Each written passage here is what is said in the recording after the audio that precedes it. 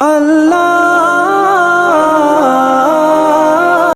کرام کی ساری جماعت اور اہل بیت عظام رضی اللہ تعالی عنہم مجمعین میں اس امتیاز میں صدیق بے مثال ہے کہ جن کی 4 نسلوں کو شرف صحابیت حاصل ہوا، نواسے کی طرف سے بھی، پوتے کی طرف سے بھی۔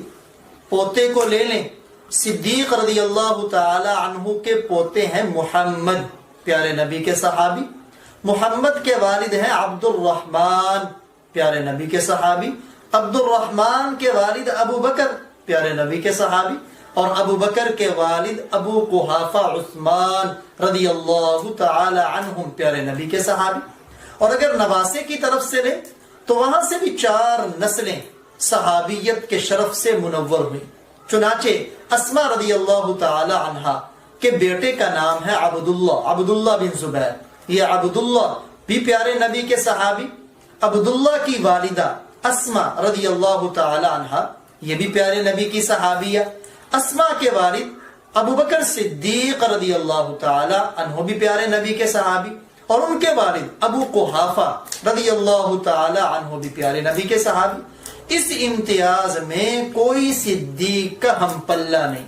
جیسے یوسف علیہ السلام کے بارے میں روایات میں آتا ہے کریم ابن کریم ابن کریم ابن کریم، کہ یوسف خود بھی نبی، ان کے والد یعقوب نبی، ان کے والد اسحاق نبی، ان کے والد ابراہیم نبی۔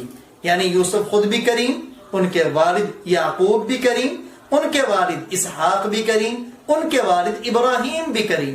تو یہی سیدنا صدیق اکبر رضی اللہ تعالی عنہ کی شان ہے۔ اگرچہ نبوت نہیں، لیکن شرف صحابیت تو ہے انبیاء کے بعد۔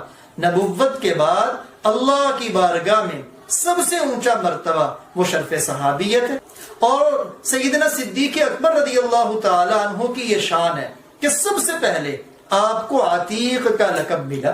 اس سے پہلے تاریخ انسانیت میں کسی کو نہیں ملا کہ پیارے نبی کی زبان نبوت سے نکلا انت عتیق من النار۔ اس میں بھی صدیق اکبر رضی اللہ تعالی عنہ بے مثال۔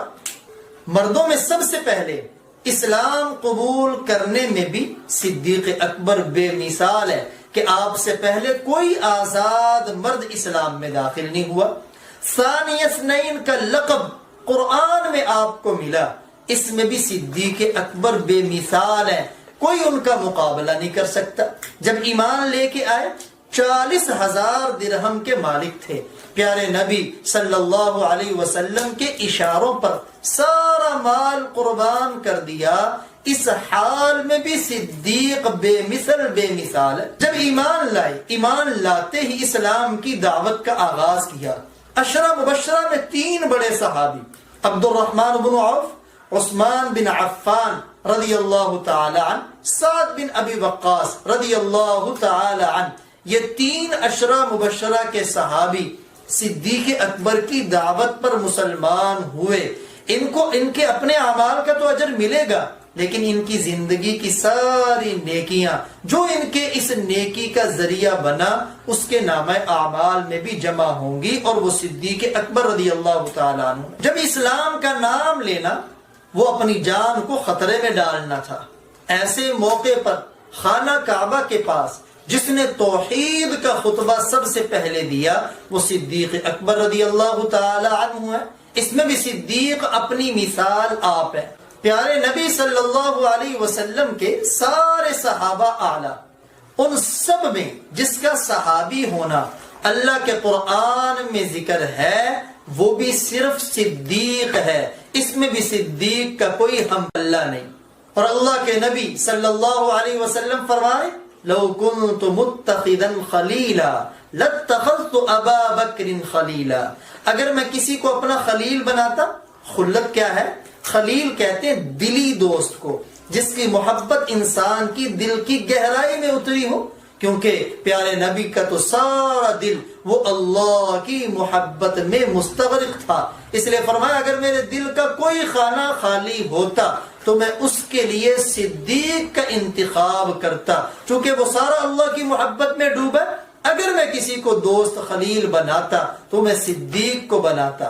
اور وہ آپ کا کیسا عجیب اعلان کہ آپ نے فرمایا مسجد نبوی میں جس جس کے گھر کا دروازہ کھلا سارے دروازے بند کر دیے جائیں، صرف صدیق کا دروازہ باقی رکھا جائے۔ اس میں بھی صدیق اپنی مثال آپ، نبی کے سارے صحابہ سچے ہیں، صدیق ہیں، لیکن پوری جماعت صحابہ میں جو سب سے بڑا صدیق ہے وہ سیدنا ابو بکر ہے، جو صدیق اکبر کے لقب سے ملقب ہے۔